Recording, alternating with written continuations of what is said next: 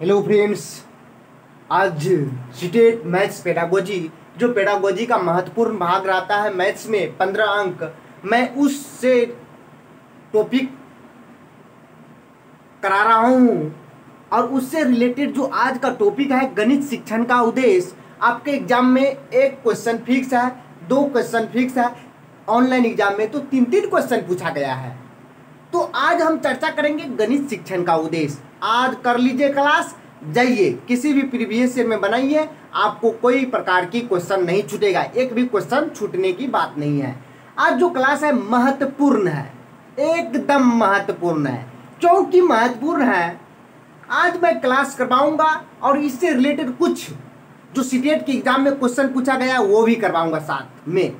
चलिए देखते हैं गणित शिक्षण का उद्देश्य क्या है। प्राथमिक संकीर्ण स्तर पर गणित शिक्षण का उद्देश्य, या तो आपके एग्जाम में प्राथमिक लिखा रहेगा या आपके एग्जाम में संकीर्ण लिखा रहेगा, तो घबराने की कोई बात नहीं है। प्राथमिक संकीर्ण बात एक हुआ, स्तर पर गणित शिक्षण का उद्देश्य।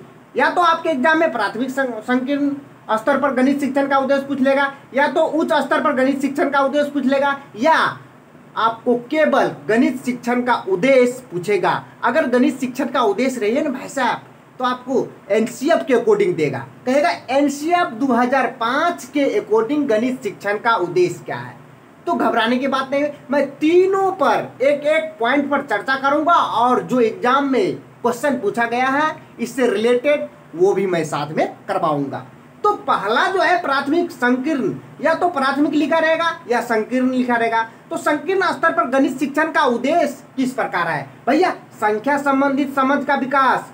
क्या क्या कराना चाहिए? संख्या संबंधित। तो संख्या संबंधित कहने का अर्थ हुआ जैसे काउंटिंग कराइए, जैसे गुना भागा, आप इस प्रकार से कराइए ताकि बच्चा को संख्या संबंधित कोई भी कठिनाई नहीं हो आगे चलकर। उसके बाद माप तोल की इकाइयों से परिचित कराइए।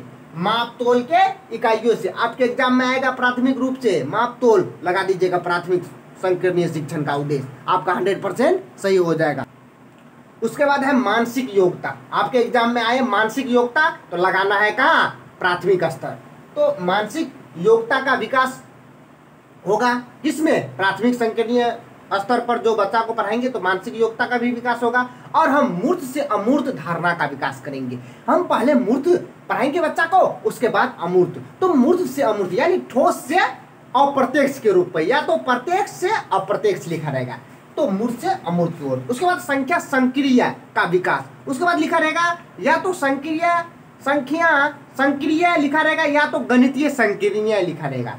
कहने का मतलब हुआ संख्या संक्रिय का मतलब या गणितीय संक्रिय का मतलब हुआ, जैसे आप बच्चा को पढ़ा रहे हैं जोड़ का कंसेप्ट, घटाव का कंसेप्ट, जैसे माइनस का कंसेप्ट, उसके बाद आप पढ़ा रहे हैं गुना का कंसेप्ट, मल्टीप्लाई का कंसेप्ट, उसके बाद आप पढ़ा रहे भागा। आप इसी तरह पढ़ा रहे हैं, तो यही न हुआ गणितीय संक्रिया।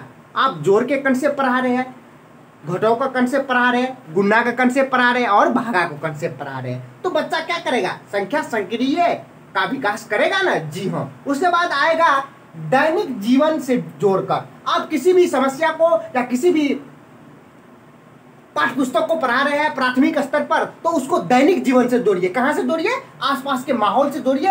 आपका बच्चा आसानी से सीख जाएगा, आपका बच्चा आसानी से आगे बढ़ेगा। तो इस प्रकार आपको प्राथमिक स्तर पर गणितीय उद्देश्य हुआ। अब देखते हैं, आपका प्राथमिक क्लियर हो गया। अब देखते हैं उच्च स्तर। उच्च स्तर का मतलब हुआ माध्यमिक स्तर, यानी उच्च स्तर से हम गणितीय शिक्षण का उद्देश्य क्या है हम लोग देखते हैं। उसके बाद देखेंगे गणित शिक्षण का उद्देश्य क्या है एनसीएफ के अकॉर्डिंग, और उसके बाद हम लोग जो महत्वपूर्ण सीटेट के एग्जाम में क्वेश्चन पूछा है हम लोग वो भी करेंगे साथ में। चलिए देखते हैं उच्च स्तर पर गणित शिक्षण का उद्देश्य। उच्च स्तर पर रहेगा, आपको क्वेश्चन पूछेगा तो आपका मुख्य पॉइंट जो है विश्लेषणात्मक योग्यता को पोषित करना। विश्लेषणात्मक योग्यता को पोषित करना पहला पॉइंट है। उसके बाद दूसरा पॉइंट है अमूर्त से मूर्त। भैया आपसे पूछा था मूर्त से अमूर्त, तो आप बोलिएगा प्राथमिक स्तर पर। तो यहाँ पर अमूर्त से मूर्त की धारणा का विकास, धारणा मतलब कंसेप्ट का विकास। उसके बाद है समस्या समाधान कौशल को विकसित करना।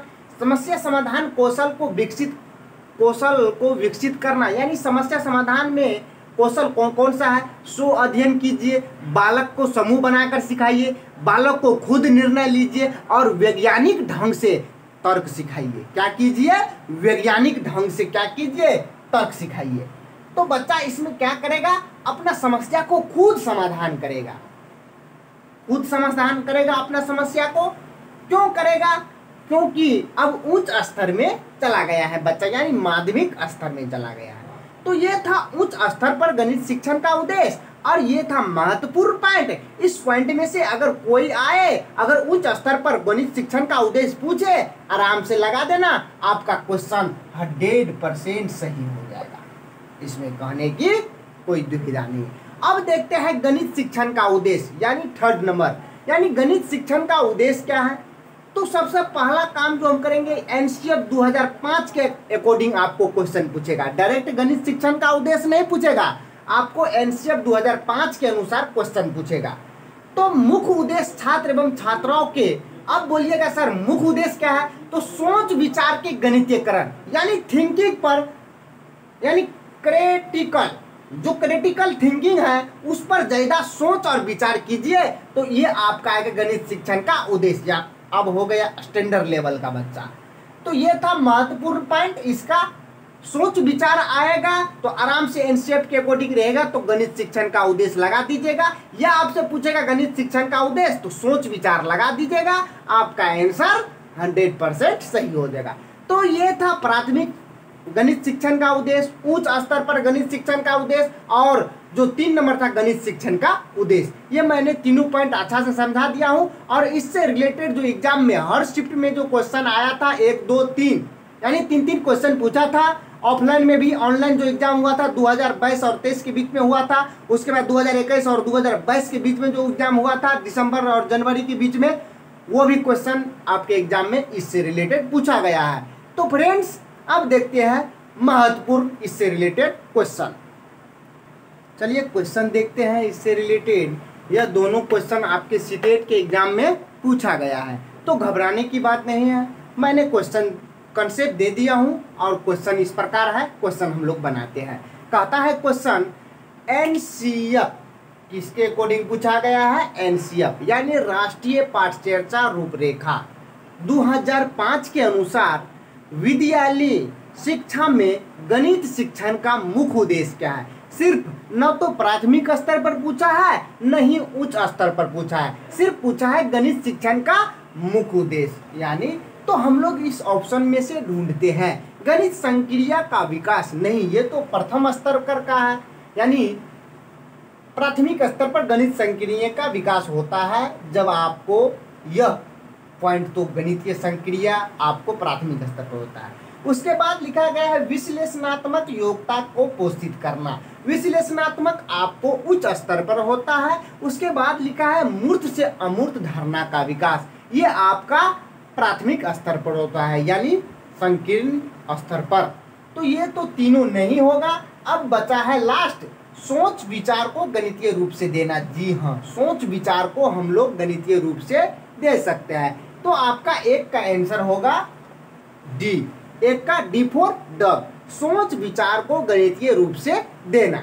तो आपका एनसीएफ 2005 के अनुसार अगर पूछे या ऐसे ही पूछे गणित शिक्षण का मुख्य उद्देश्य क्या है, तो सोच विचार को गणितीय रूप से देना, तो आपका एक का आंसर हो जाएगा डी। और ये आपका प्राथमिक स्तर पर है, विश्लेषणात्मक आपका उच्च स्तर पर है, मूर्त से अमूर्त आपको प्राथमिक स्तर पर है। और नेक्स्ट क्वेश्चन देखते हैं, आपका एक का आंसर हो गया डी। अब नेक्स्ट क्वेश्चन देखते हैं जो 2 नंबर है। इस प्रकार कहता है उच्च स्तर पर गणित शिक्षण का उद्देश्य क्या है। तो यहाँ पर उच्च स्तर पर पूछा है, न तो प्राथमिक पूछा है, न ही एनसीएफ के अकॉर्डिंग पूछा है, सिर्फ पूछा है उच्च स्तर पर। तो हम लोग लगाते हैं गणित संक्रिया का विकास। नहीं, ये तो प्रथम स्तर पर हुआ, ये तो ऑप्शन नहीं होगा।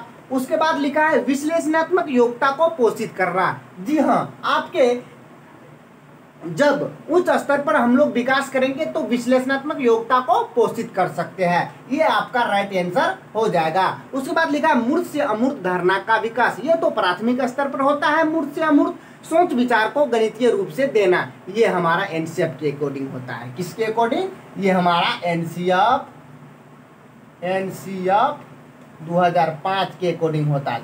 ये तो नहीं होगा, तो आपका 2 का आंसर हो जाएगा बी, विश्लेषणात्मक योग्यता के पोषित करना। फ्रेंड्स, ये दोनों क्वेश्चन आपके सीटेट के एग्जाम में पूछा गया है। पता नहीं कितनी क्वेश्चन पूछा गया है, मैंने महत्वपूर्ण 2 क्वेश्चन उठाया और कंसेप्ट दिया और मैंने 2 क्वेश्चन बताया, ताकि आप लोगों को कंसेप्ट के साथ क्वेश्चन भी अच्छा से समझ में आ जाएगा। तो फ्रेंड्स, ये था मैथ्स का पेडागोजी का इम्पोर्टेंट टॉपिक।